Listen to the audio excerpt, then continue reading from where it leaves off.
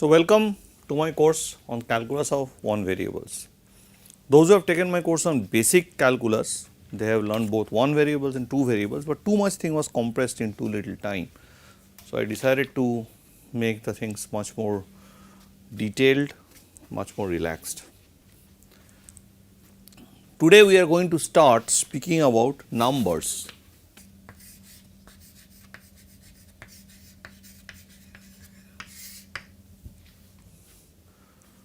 You might think that why you need to speak about numbers. Numbers are so fundamental, we use it every day to buy our groceries, to pay for our tickets, to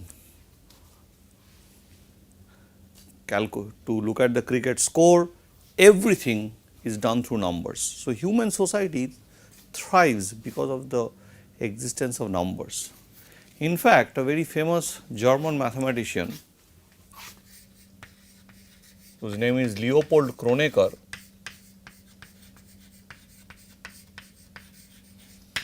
he once made a very famous statement. The statement is that God gave us the natural numbers, that is 1, 2, 3, 4, 5, 6, 7, 8, 9, and then everything is man's handiwork. Once you have that, you can do everything. But do not ever think that numbers is something which you didn't really not bother about, it is so common. Of course, you know about these basic numbers.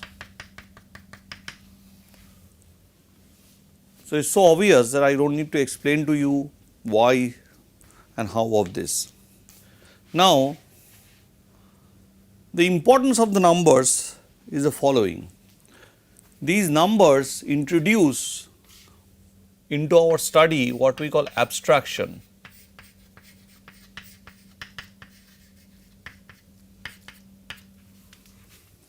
So, what does abstraction mean? Abstraction means using a single symbol to represent different things. For example, if I talk about say 2 oranges and I say about 2 elephants,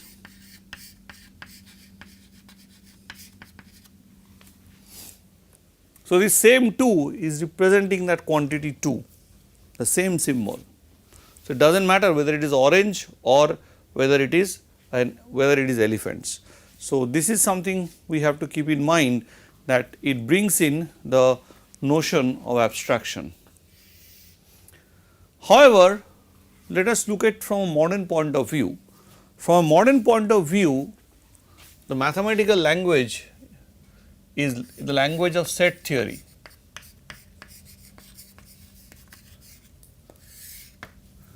Set theory you must have learnt at school. These are some things which contains objects. Do not try to define sets as well defined collection of objects and all those things, because that will get into logical problems. So, you know what a set means. So, you always had some say number of one set is a set of your friends or set of your classmates, set of all say cars in India, or set of all potholes in the city roads. So, set theory, the theory of sets, was first introduced and studied by somebody called George Cantor.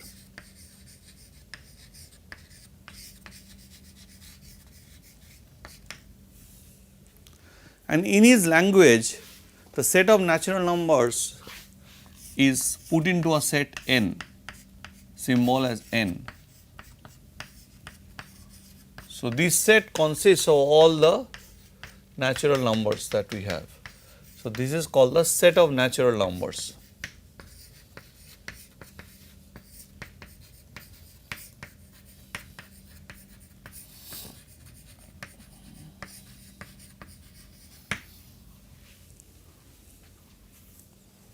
This is called the set of natural numbers. Now,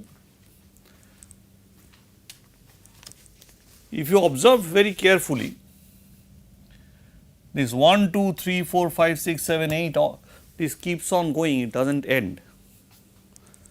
and this is the first time you are possibly, you see, in your very basic thing of life 1, 2, 3, 4, 5, 6, 7, 8, 9, 10 dot dot dot dot dot, you are coming face to face with the infinite.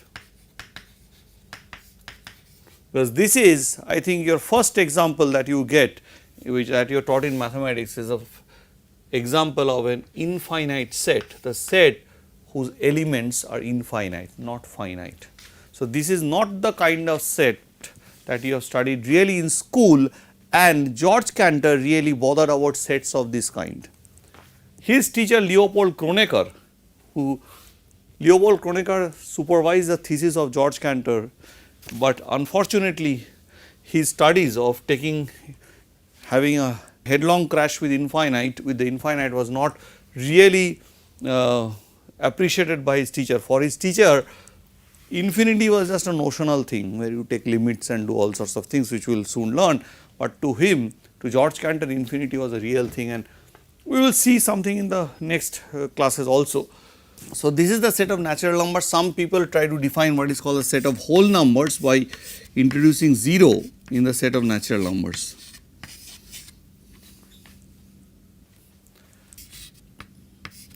So, I will use these symbols of union, intersection, all those things, assuming that you know these basic facts of set theory from your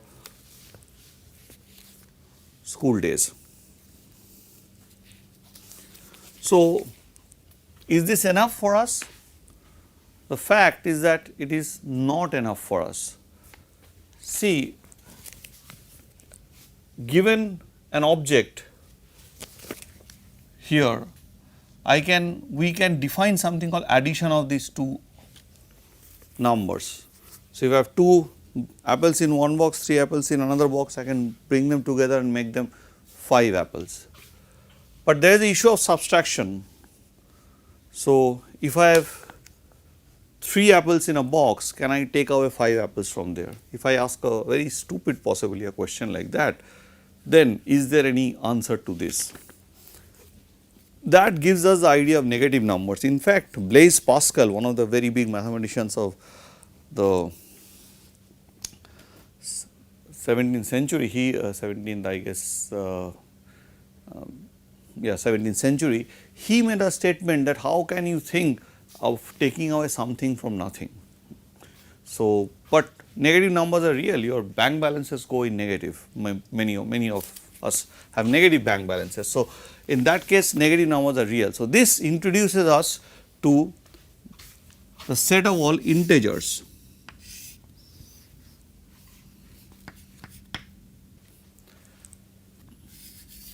So, the set of all integers contains 0, contains 1 plus 1 plus 2 plus 3, which is nothing but 1, 2, 3, just to separate them from minus 1, minus 2, minus 3. This is also an infinite set. This Z, this symbol comes from the word Zahl. Zahl actually means number in German.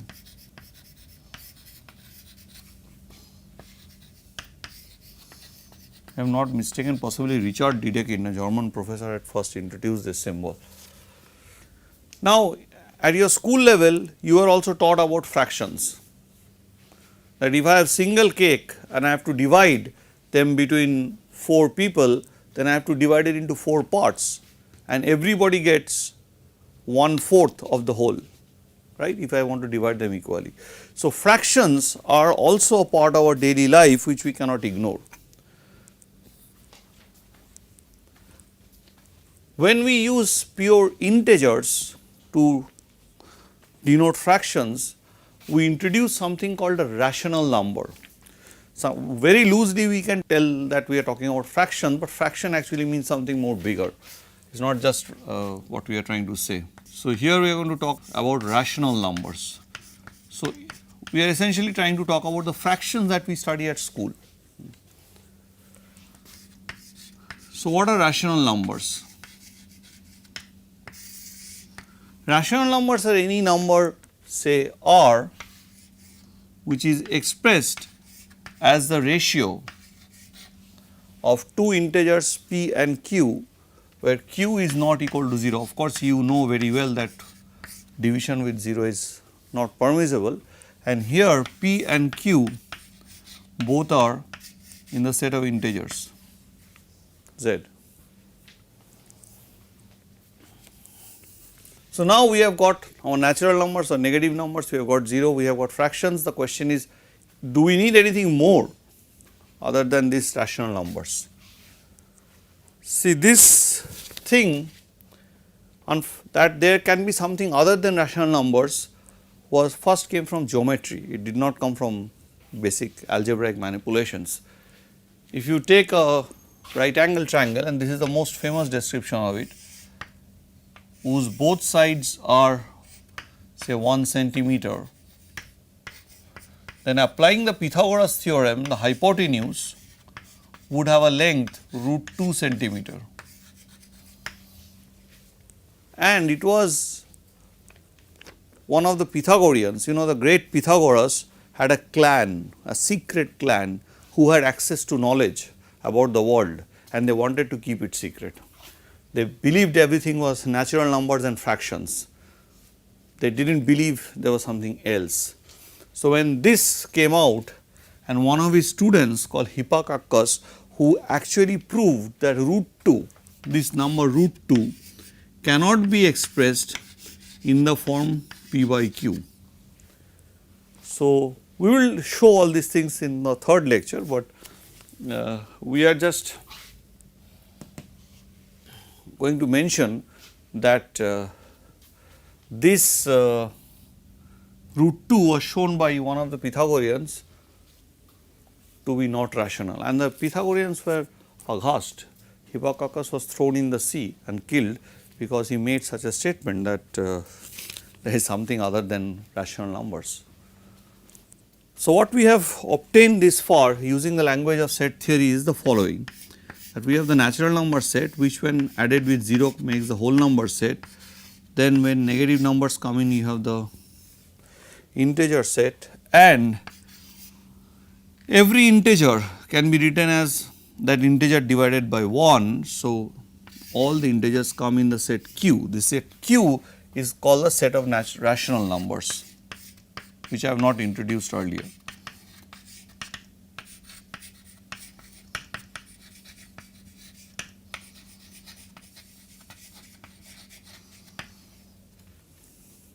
So, there are certain numbers which are not expressible as p by q, for example, root 2. Root 2 is thus called an irrational number. In fact, we will show in the next lecture that irrational numbers are more in abundance than rational number.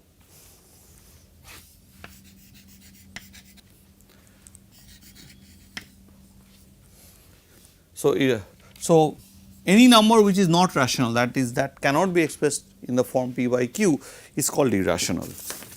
Okay. Now, is there anything beyond irrational? Of course, you can imagine that there cannot be anything beyond irrational. So, you have the most obvious things, there is fractions and standard numbers, negative, all that you can do with numbers. So, you would be perfectly happy just to have rational numbers, but unfortunately geometry, which is also a very real thing, gives us something very different story, because here you have taken sides whose lengths are rational numbers, 1 centimeter. So, irrational number is a reality with which mathematicians have to put up, and they play a pretty major role in mathematics. So, then if I denote, where C denotes the complement of a set, so the complement of the set of all rational numbers is a set of irrational numbers.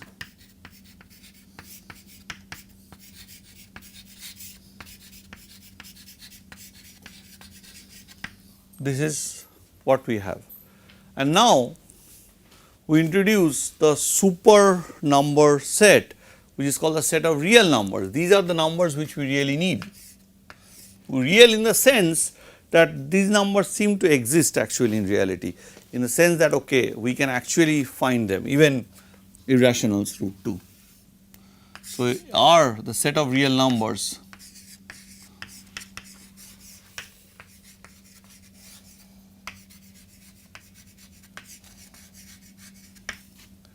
is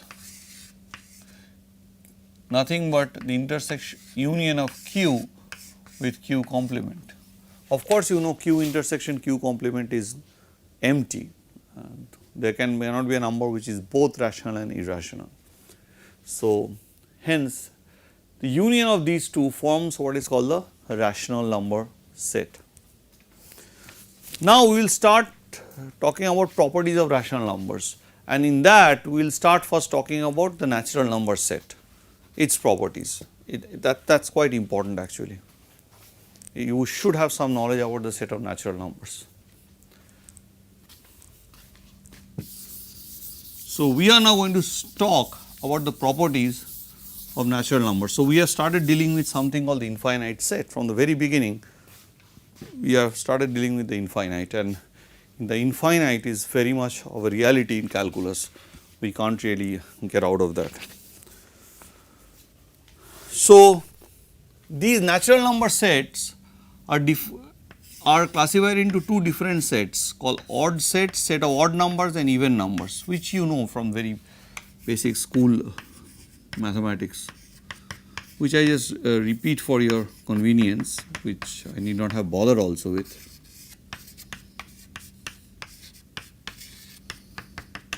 Now, apart from these two classifications, there is an interesting class of numbers.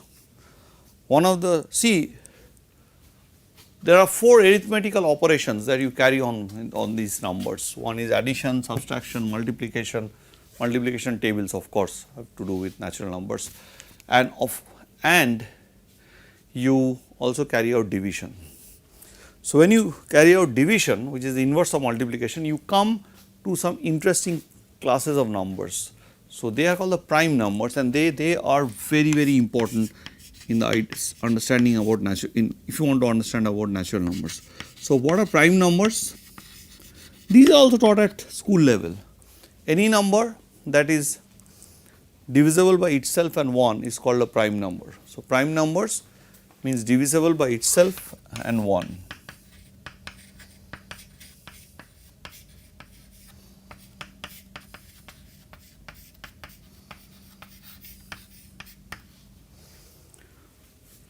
So, you can say okay, I can start with 1 is divisible by itself and 1.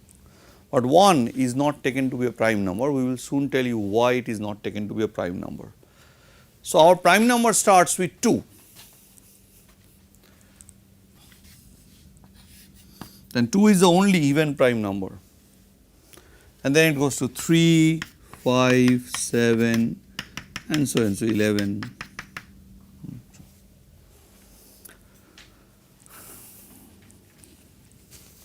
An important fact about natural numbers is something called unique prime factorization, which I am writing on this side. It is a very important fact. It is called unique prime factorization.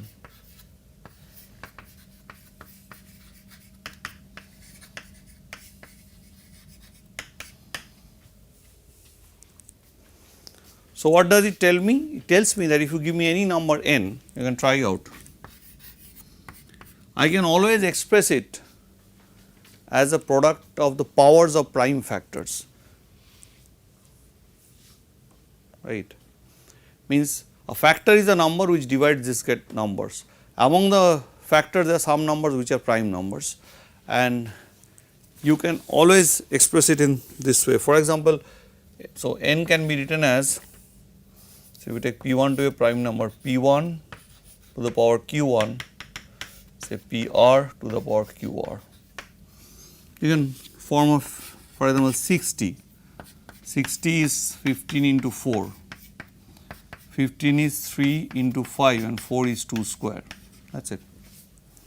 So, all the numbers are prime. So, and this representation is unique.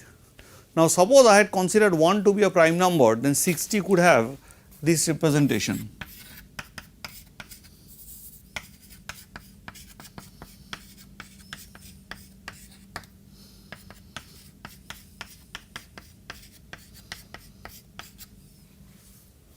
Unique also means these powers are also unique.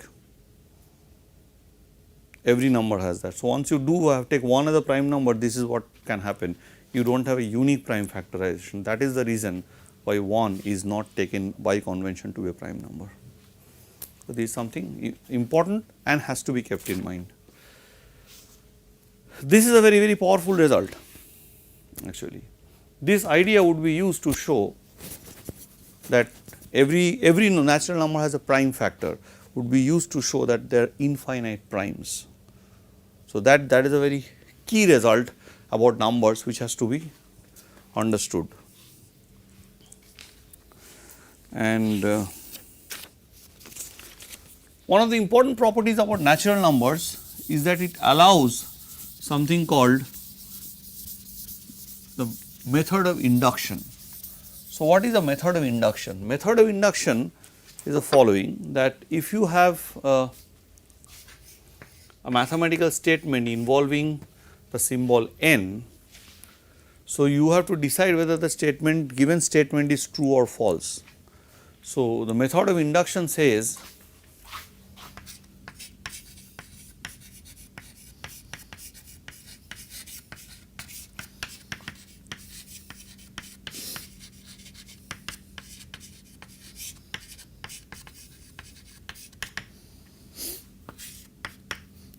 first check if P1 is true,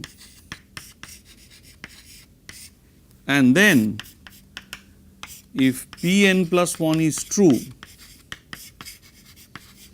when Pn is true,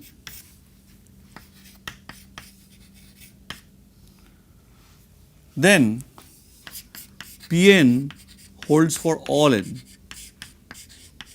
holds for all natural numbers.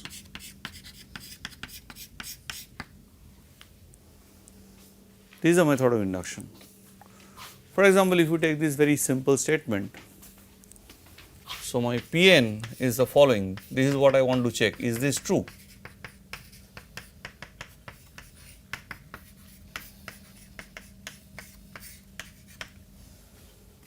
So, obviously P1 is 1 here, and you can put n equal to 1 and see the left side is also 1.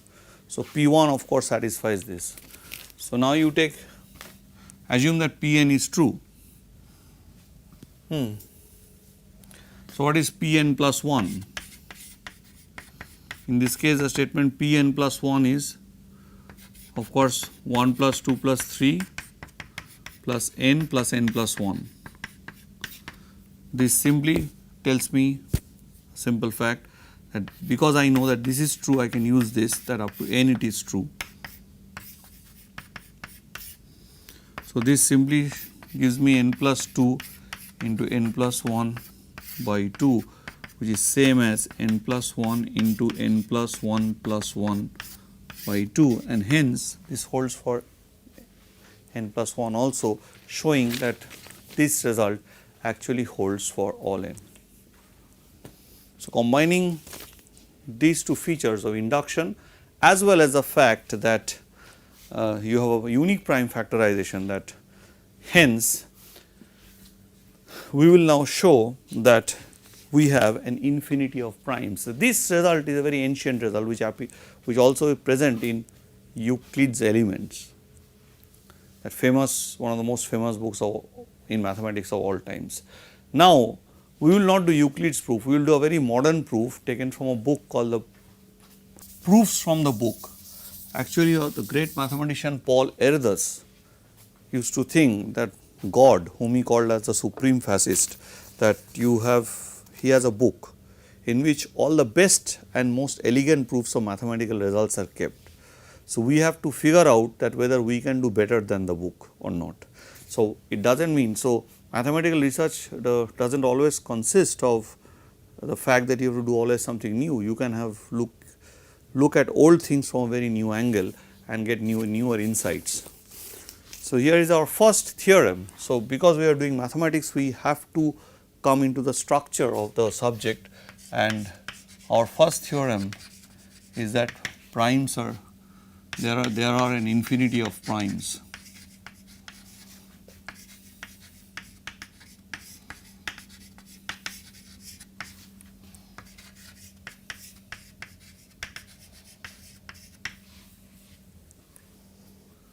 To do this proof, we will take the help of something called Fermat's number or Fermat numbers.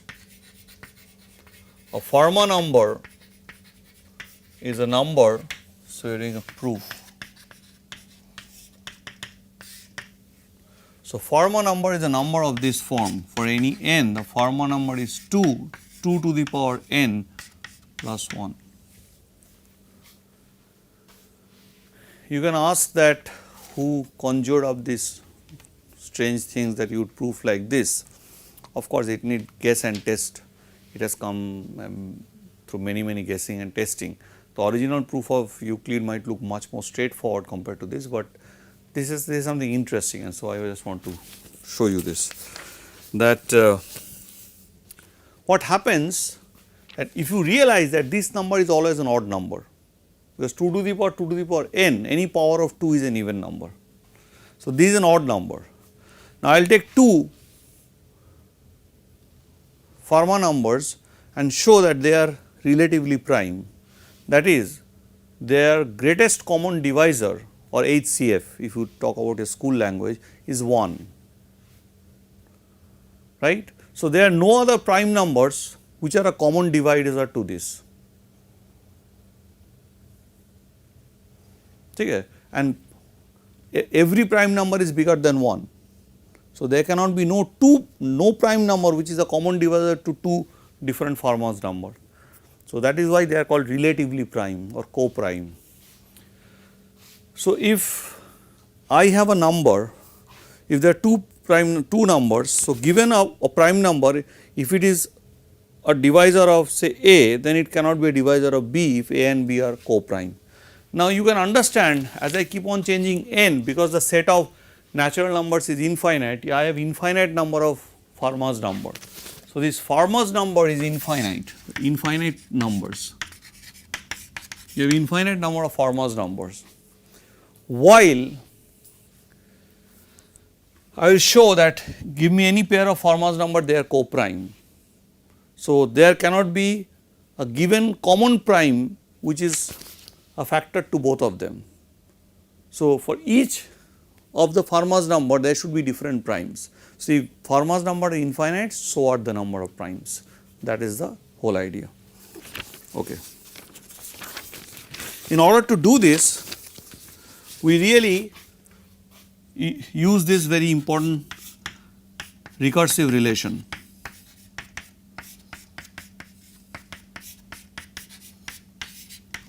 We will show it by induction actually, and n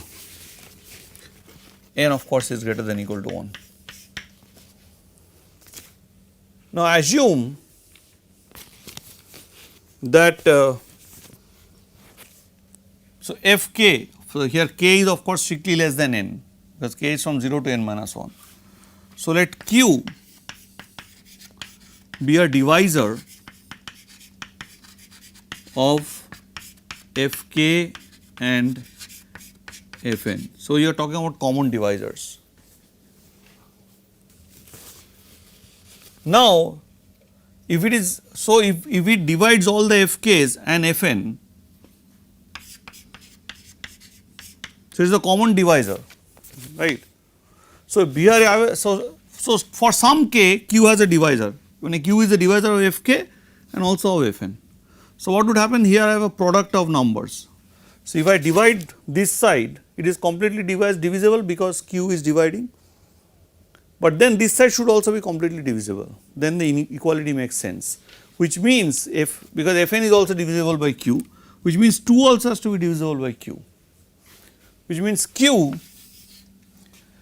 this would imply that q is equal to 1 or q is equal to 2, right.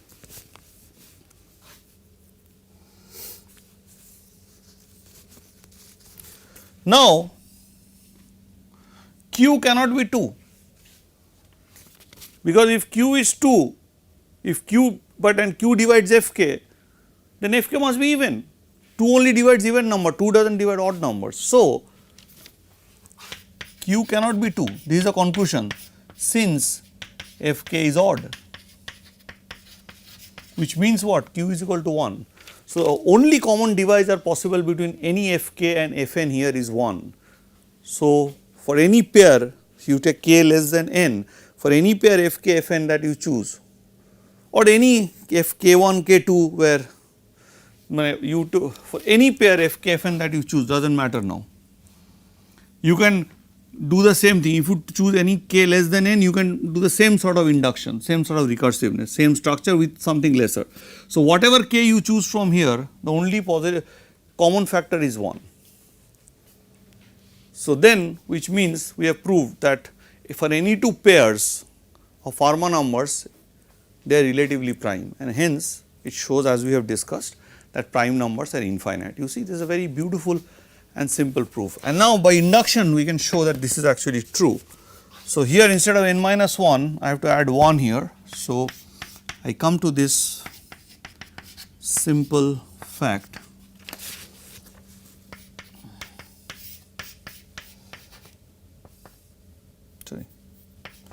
k equal to 0 to n minus 1 .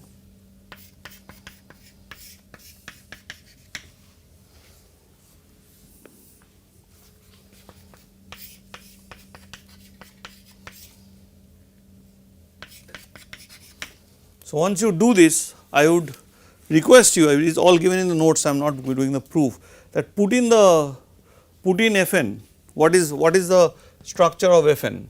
You know this Fn is given as this one. So, use that and finally prove that this is nothing but f of n plus 1 minus 2, that is what you can prove.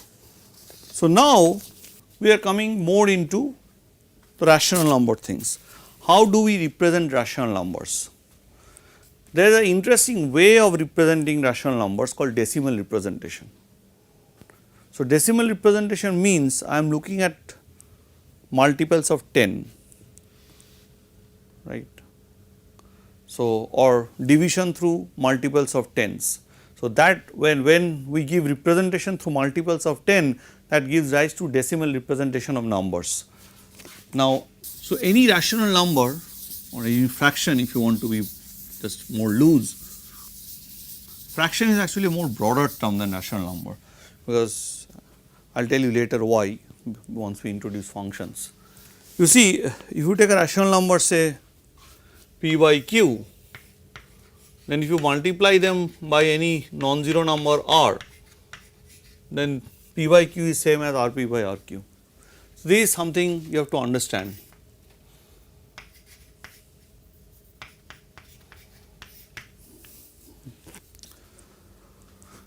Now, decimal representation means that you can represent, there is something called a decimal point, and which is the point, and sorry, there is something called decimal point, and on the right hand side of the decimal point there will be some chain of numbers. So, decimal representation is important because it shows if the number is between 0 and 1, the left hand side of the decimal point where you have the whole numbers actually, that part would be 0. So, you have already done some decimal points while trying to learn division in school, but we will talk about something so in more detail. So, rational numbers are of two types. So, if you take the set Q, they have two types, one which is represented by terminating decimals,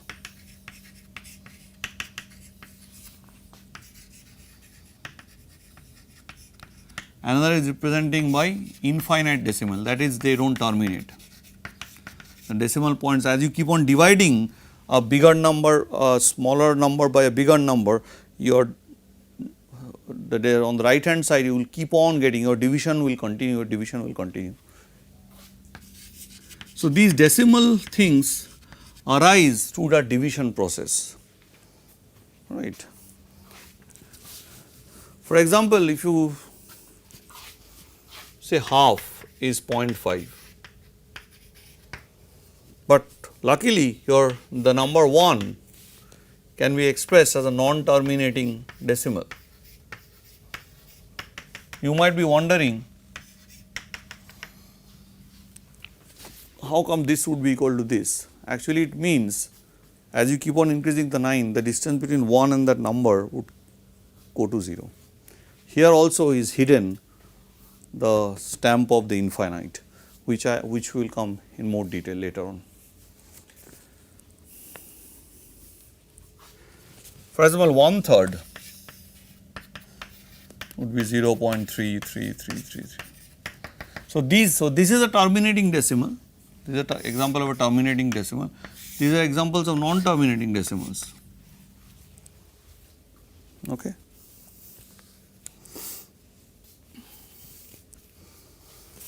Now, take this for example, this nice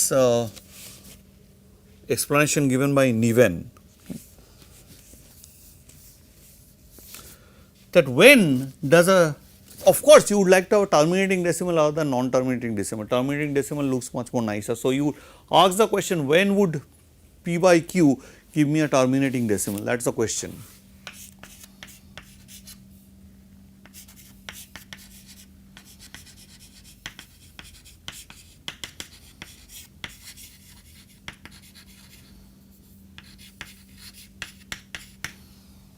When will it give me a terminating decimal? So, consider this example.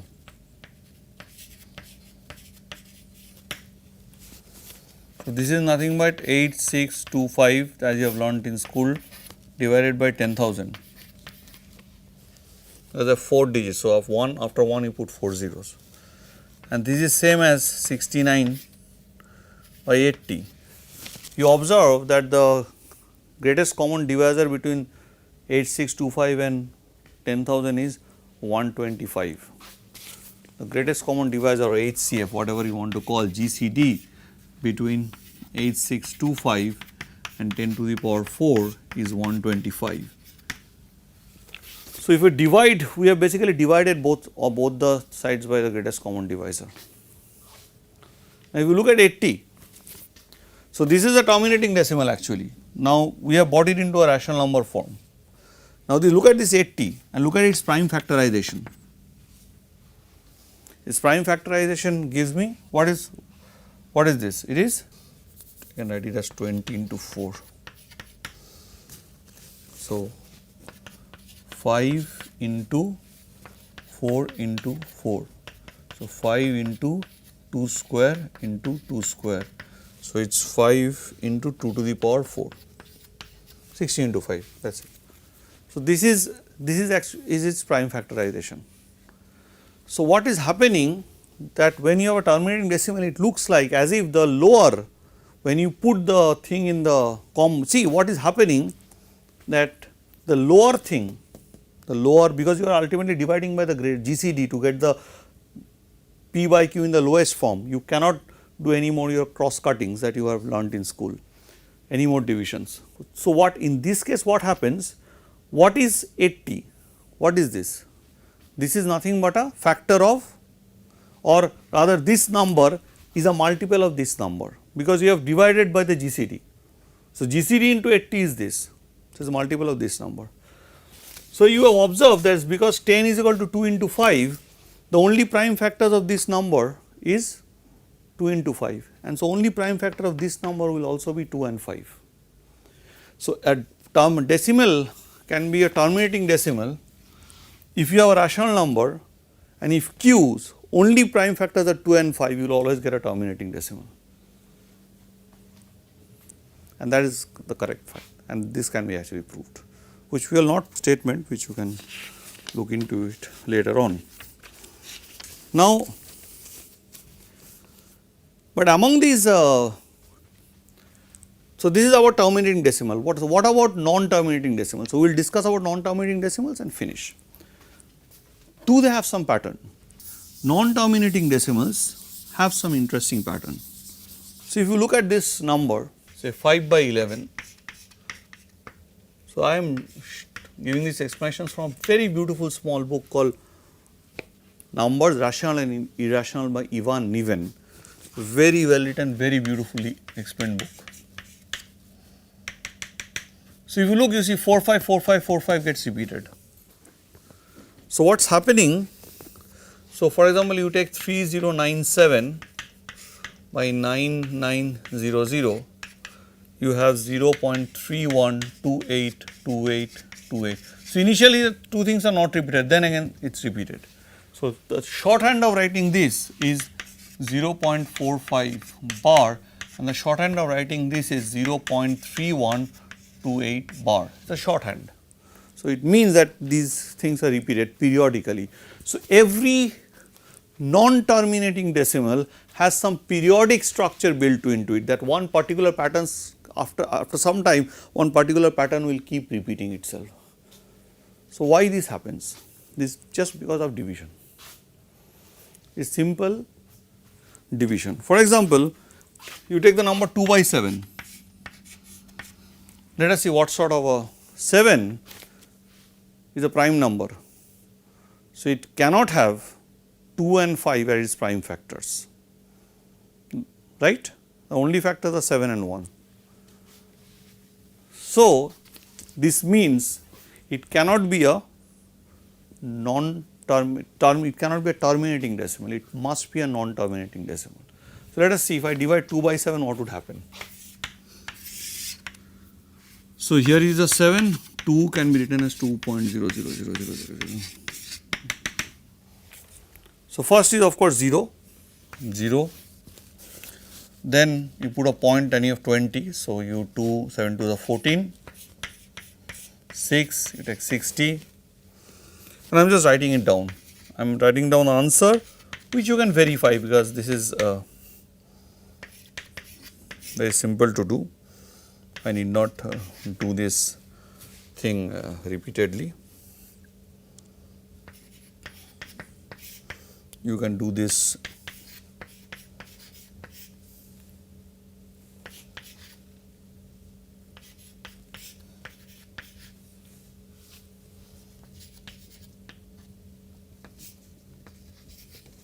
So, what is happening?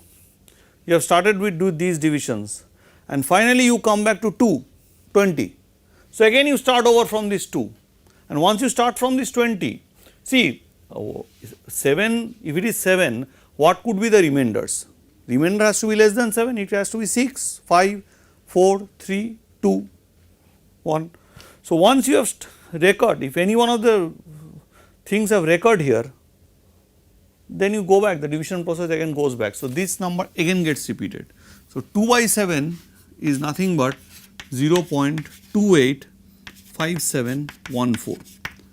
So, it is not that the very first number would always get repeated. Maybe the second or third number remainder suddenly it will get repeated. So, from there the pattern would start repeating again.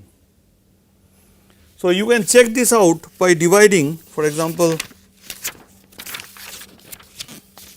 I will give you an exercise just to check, as you can take as a homework, and it will be quite a good amount of fun to understand what actually happens. You will really understand that 2 need not start repeating here.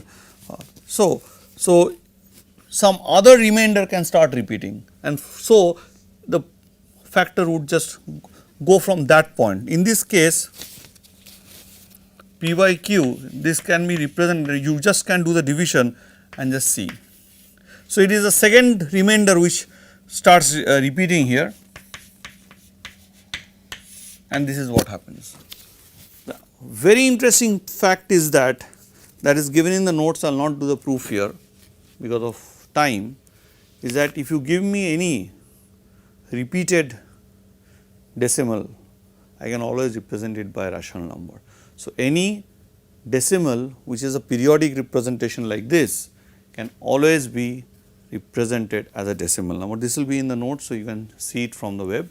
So, in the notes we have also spoken about real numbers and what are the rules of handling combining real numbers, because those rules are rules through which you do addition, subtraction, multiplication. For example, you will see a rule called distribution of multiplication over addition. This is exactly the way when you multiply a 2-digit number with a 2-digit number or 3-digit number with a 2-digit number, that is exactly what is happening.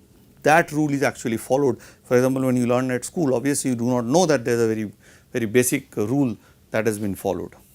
So, we have now some broad idea about numbers, how to handle them, and what are the properties. You see that prime factorization is such a crucial idea, and that is why it was introduced. And with this I stop for today, and tomorrow we are going into the world of countability, uncountability, the finite and the infinite. Thank you very much.